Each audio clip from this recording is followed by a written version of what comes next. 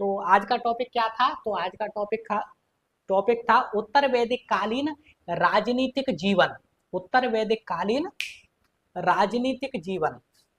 तो पहला पॉइंट क्या था इसमें? मैंने बताया कि सामवेद, यजुर्वेद, अथर्ववेद, सामवेद, अथर्ववेद और यजुर्वेद, चार कितने? सामवेद जो उत्तर वैदिक कालीन ग्रंथ हैं, उत्तर वैदिक कालीन ग्रंथों से जो है किसकी जानकारी प्राप्त होगी हमें? जो उत्तर वैदिक कालीन ग्रंथों से हमें उत्तर वैदिक काल की जानकारी प्राप्त होगी। अब हम क्या पढ़ रहे थे कि उत्तर वैदिक कालीन राजनीतिक जीवन। तो उत्तर वैदिक कालीन राजनीतिक जीवन की जानकारी हमें कहाँ से प्राप्त होगी? तो उत्तर वैदिक कालीन राजनीतिक जीवन की जानकारी हमें उत्तर वैदिक कालीन ग्रंथों से प्राप्त होगी। उत्तर वैदिक कालीन ग्रंथ कौन कौन से हैं? तो सामवेद, यजुर्वेद, अथर्ववेद, ब्राह्मण, आरण्यक और उपनिषद, ये उत्तर वैदिक कालीन ग्रंथ हैं। तो इनसे हमें उत्तर वैदिक कालीन राजनीतिक जीवन के विषय में जानकारी प्राप्त होती है। अब मैंने बताया था कि उत्तर वैदिक काल में हमें क्या देखने को मिलता है कि उत्तर वैदिक काल ऋग्वैदिक काल में था, वही जो है उत्तर वैदिक काल में देखने को मिल रहा है, और कुछ जो है परिवर्तन के साथ देखने को मिल रहा है। तो उत्तर वैदिक काल में हमें निरंतरता और परिवर्तन दोनों के तत्व दिखाई पड़ती है। ठीक है, अब बढ़ते हैं आगे। इसके बाद में जो है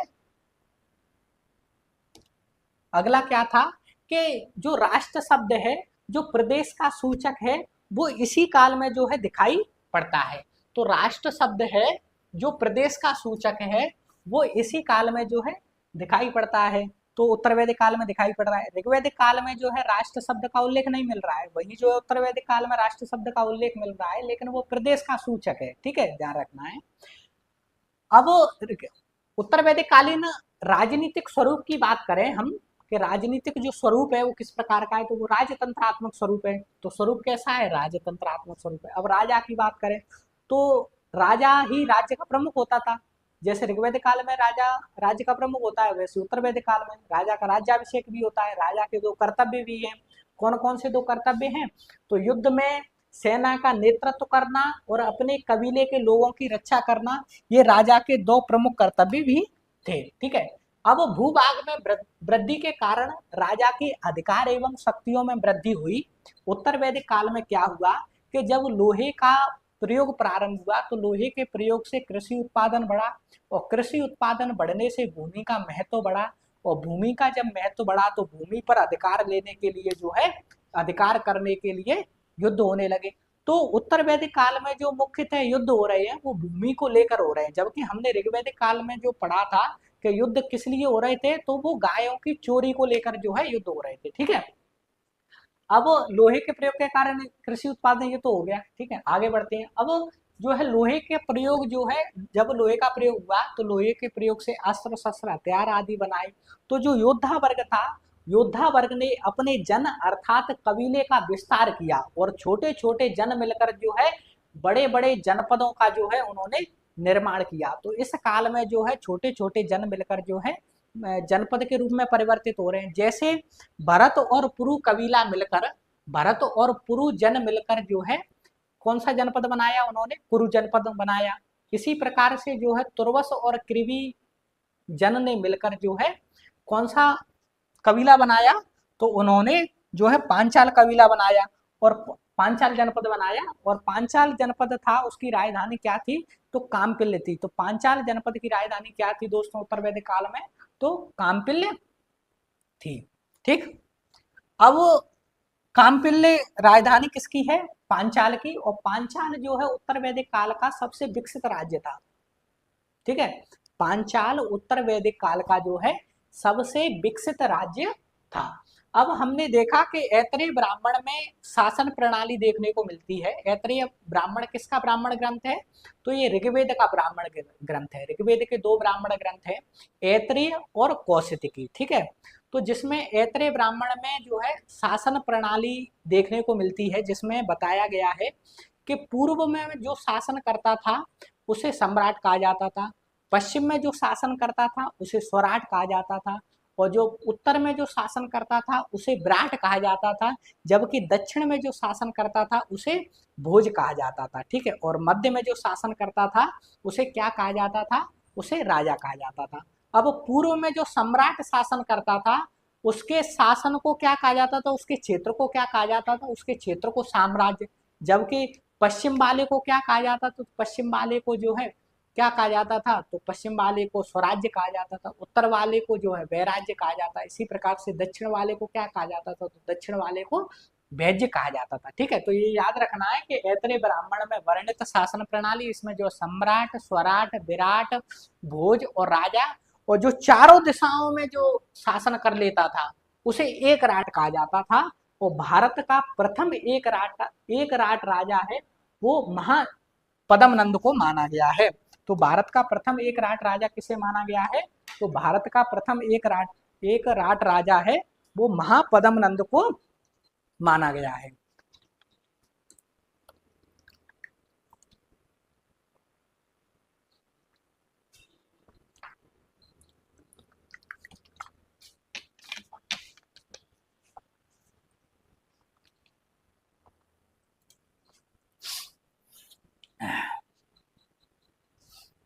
अब कुछ महत्वपूर्ण तथ्यों के बारे में देखें हम कि अथर्ववेद में हमें कुरु जनपद के राजा थे परीक्षित, उनका उल्लेख मिलता है। और इन परीक्षित की मृत्यु किस प्रकार हुई थी, तो तक्षक नामक सर्प के काटने से इन परीक्षित की मृत्यु हुई थी। और अथर्ववेद में परीक्षित को मृत्यु लोक का देवता कहा गया है। फिर परीक्षित का उत्तराधिकारी उसका पुत्र जन्मेजय हुआ, और जन्मेजय ने इसी का बदला लेने के लिए 2 सर्प यज्ञ किए थे। कितने सर्प यज्ञ किए थे, जन्मेजय ने 2 सर्प नाश यज्ञ किए थे। और इसके बाद में फिर उसने 2 अश्वमेध यज्ञ भी किए थे।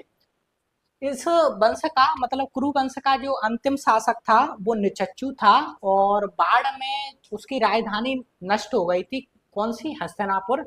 जब बाढ़ में हस्तिनापुर नष्ट हो गई थी तो उसने जो है कौशाम्बी को अपनी राजधानी बनाया। ठीक है, इसके बाद हमने देखा कि उपनिषदों में भी कुछ हमें महत्वपूर्ण राजाओं के नाम का उल्लेख मिलता है। जैसे केकई के राजा अश्वपति थे जो एक दार्शनिक राजा थे। ठीक है, काशी के राजा कौन थे, तो अजातशत्रु थे। विदेह के राजा कौन थे, तो विदेह के राजा जनक थे। ठीक है, कुरु के राजा कौन थे, तो कुरु के राजा उद्दालक आरुणि थे। इसी प्रकार से पांचाल के राजा कौन थे, तो पांचाल के राजा जो है प्रवाहन जैवली थे। ठीक है, आपसे प्रश्न पूछा जा सकता है कि निम्नलिखित में से कौन सा राजा है वो दार्शनिक है, तो याद रखना है कि जो कौन से राजा, केकई के राजा अश्वपति हैं वो एक दार्शनिक राजा है।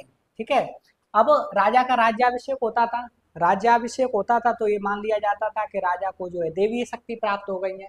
राज्याभिषेक राजसूय यज्ञ के द्वारा संपन्न होता था, और राजसूय यज्ञ का जो विस्तृत वर्णन है वो हमें शतपथ ब्राह्मण में मिलता है।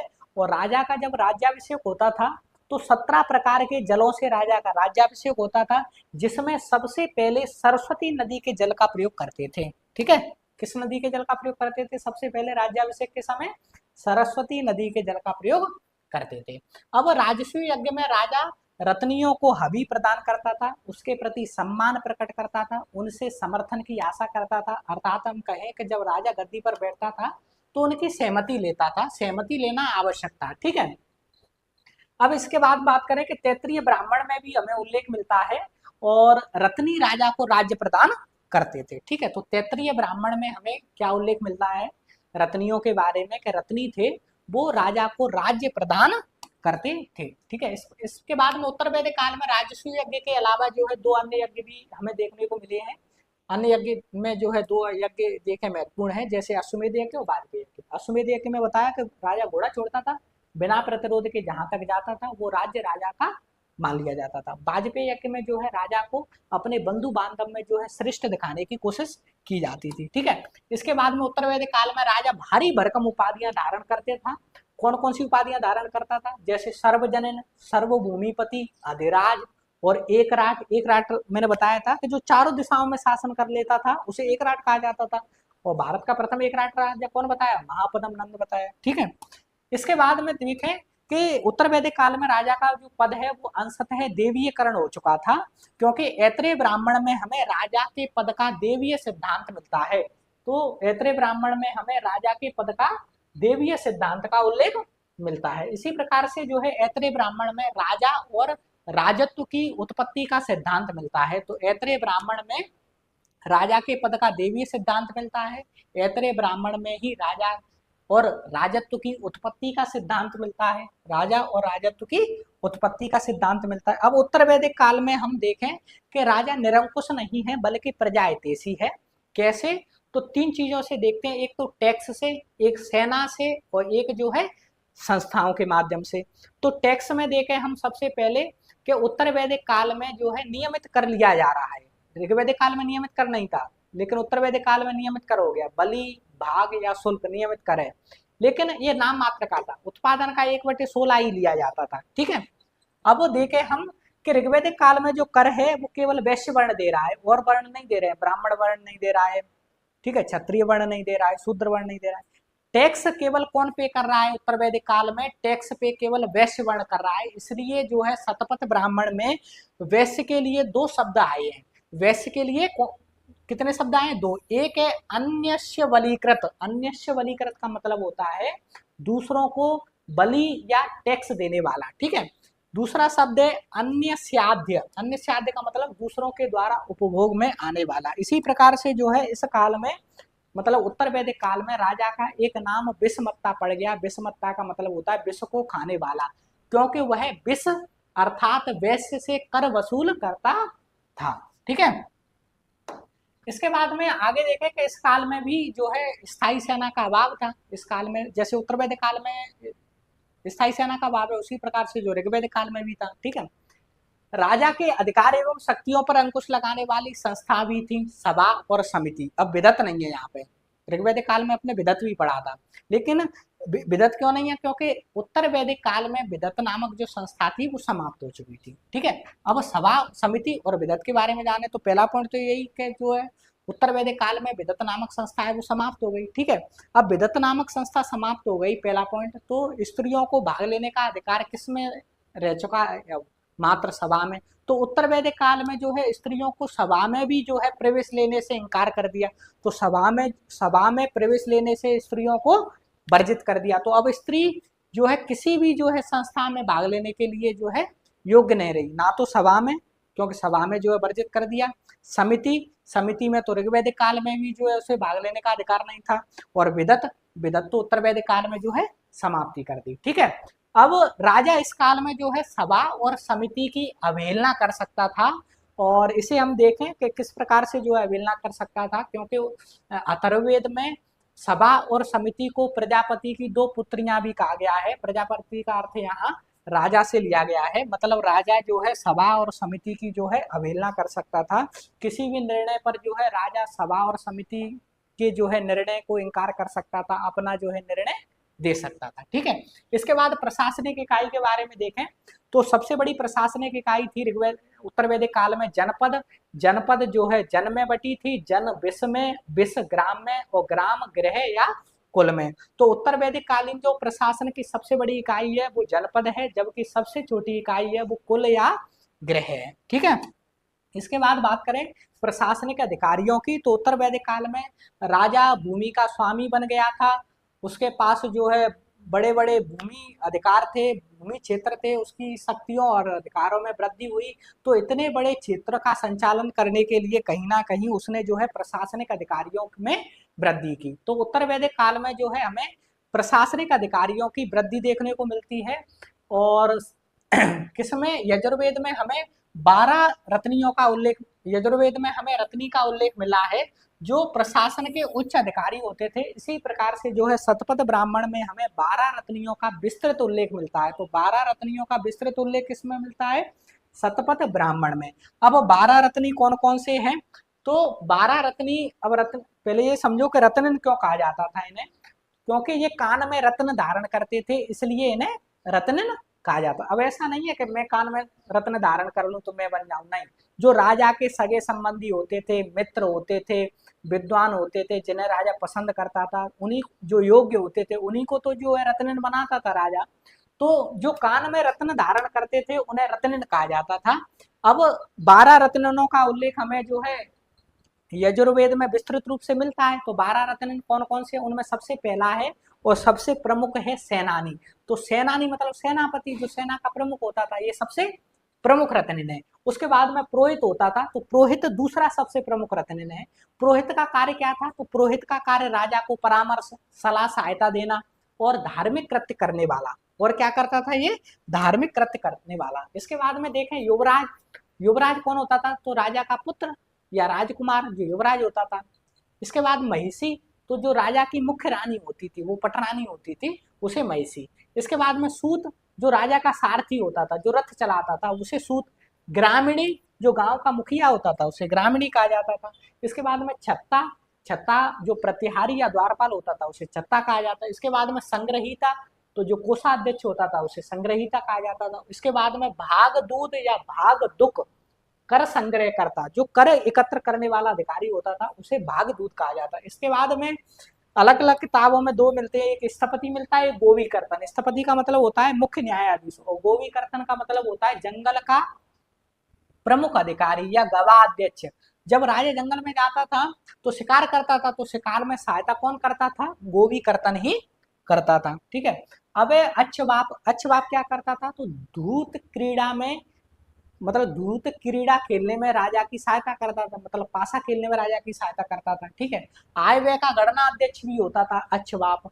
और पालागल, पालागल कौन होता था? तो विदूषक, संदेशवाहक और राजा का साथी या मित्र जो है पालागल होता था। ठीक है। इसके बाद में इनमें से सूत और ग्रामीणी होते थे। सूत मतलब राजा का सारथी, ग्रामीणी माने ग्राम का मुखिया।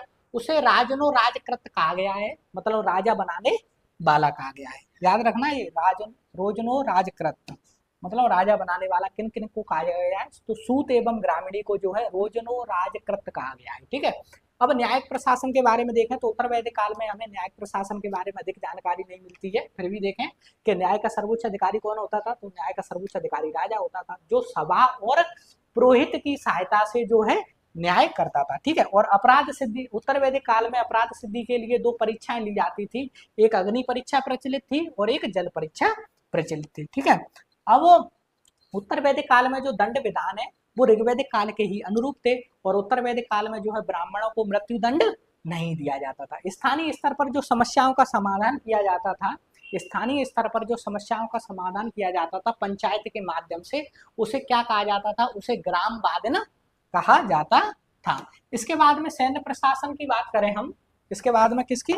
सैन्य प्रशासन की बात करें तो सैन्य प्रशासन की भी जानकारी हमें अधिक नहीं मिलती, कमी जानकारी जो है सैन्य प्रशासन की मिलती है। फिर भी जो है उत्तर वैदिक काल में स्थायी सेना का अभाव ही है। ठीक है। जिस प्रकार से जो है ऋग्वैदिक काल में स्थायी सेना का अभाव था। और उत्तर वैदिक काल में जो है युद्ध तो होते थे, ठीक है, भूमि को लेकर युद्ध होते थे, तो युद्ध के लिए जो है नागरिक सेना या वयस्क पुरुषों की सेना बनाई जाती थी, जिसे मिलिशिया कहा जाता था। जिसे क्या कहा जाता था? मिलिशिया कहा जाता था। तो इस प्रकार से जो है आज हमने उत्तर वैदिक कालीन राजनीतिक जीवन का विस्तृत जो है अध्ययन किया है। और जो है एक बार आप अपने नोट्सों में जो है इसे लिखिए और रिवीजन करिए। ठीक है। मिलते हैं अगली क्लास में। धन्यवाद।